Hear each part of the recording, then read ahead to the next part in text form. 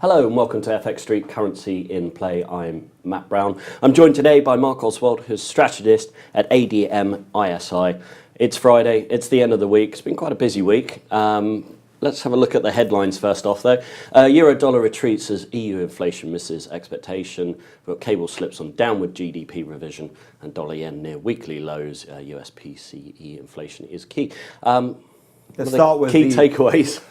Well, start with those EU inflation or Eurozone inflation numbers.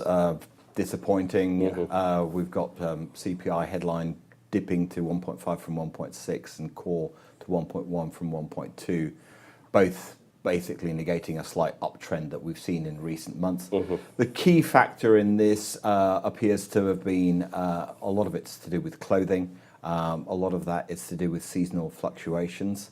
At the margin, does this change the actual trend? No, but it does emphasize this point that one of the reasons the ECB is being cautious on its taper is that a sustainable uptrend, as per their outline of the back end of last year, in terms of, these are the targets that we need to hit to start moving away from extreme monetary accommodation. The sustainable uptrend simply isn't there as yet. In coming months, with the confluence of the hurricane influences on food prices and indeed oil prices, headline CPI should at least start to pick up. But then there's this argument that you probably should have to look through that and it will dip afterwards. So it's a sort of complex situation. I think where they'd really like to see a little bit more of a pickup is in services inflation, which remains actually very, very subdued. But it does sort of underline this thing that we've had a lot of optimism about the Eurozone, growth-based rather than anything to do with inflation. But with inflation trending the way it is, the fact of the matter is, if we assume over the next year, the Fed hikes rates 3 times, I'm assuming the first one would come next one comes in December, but that's a little bit by the by.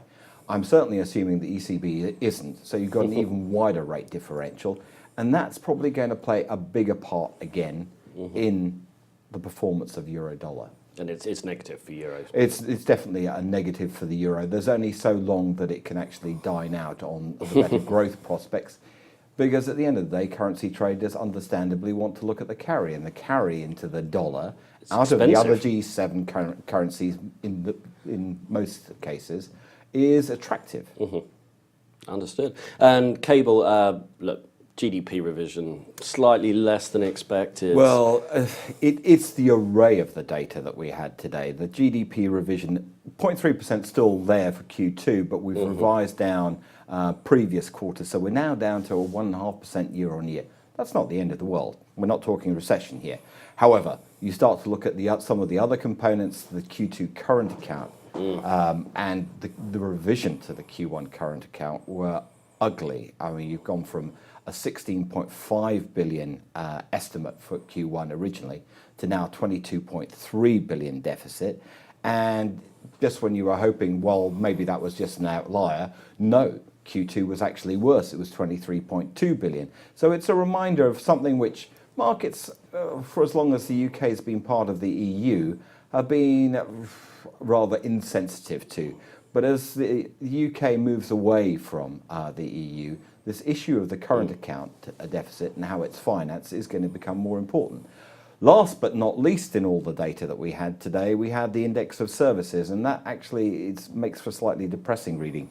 The GDP revision was partly due to a downward revision to the Q2 services, which was revised down to 0.3 from 0.4. Where it starts looking nasty is there's some negative momentum there. And what we've seen for July, the first month of the current quarter, is a minus 0.2. Now, this can always be revised, but it does suggest that there's quite a lot of negative momentum there. And then you start to look at what the Bank of England's been saying of late, and you start to wonder, you're not grabbing hold of hot coals again, just at the moment when you should be actually being cautious. We've seen them shilly-shally around. I don't think they really want to step away from this idea of a rate hike in November. But if we carry on getting data like this, it doesn't look quite so good. and markets will question that, and that will obviously exercise some downward pressure on sterling. Yeah, definitely. We'll skip the dollar. Moving on to the calendar for today, quite busy, and aptly, Carney is speaking today. Anything jumping out at you? Well, I mean, we've already had comments from Carney to Radio 4 this morning, which were basically in line. I don't expect Mr. Broadbent to be any different to him. The US numbers are basically important, yes. All the forecasts for both personal income, which is mirroring, the forecast mirrors the average earnings number. The personal consumption expenditure basically going to be quite weak, just 0.1. We've already seen the retail sales numbers. But most importantly, it's going to be the headline and core PCE deflators. We are looking for a slight uptick in headline to 1.6 from 1.5. The other one on there, which is going to be important because we've seen the more agile Bank of Canada, the one which is not encumbered by its balance sheet, take a step back from its hawkish tone on Wednesday with Mr. Pollard saying, we're not on a straight line path. We've got plenty of room for manoeuvre, as has been well documented. Inflation remains low in Canada. But if this GDP number were to come in at or below the 0.1% for July, then people will probably definitely kick that idea of a December rate hike out of touch. I think Q1's still in the frame, but they've got a lot more time on their hands, and that should start to bear down a little bit on the Canadian dollar, despite the boost that it's getting slightly from the higher oil prices. Understood. Well, on that note, Mark, thank you very much for joining us today on FX Street Currency in Play.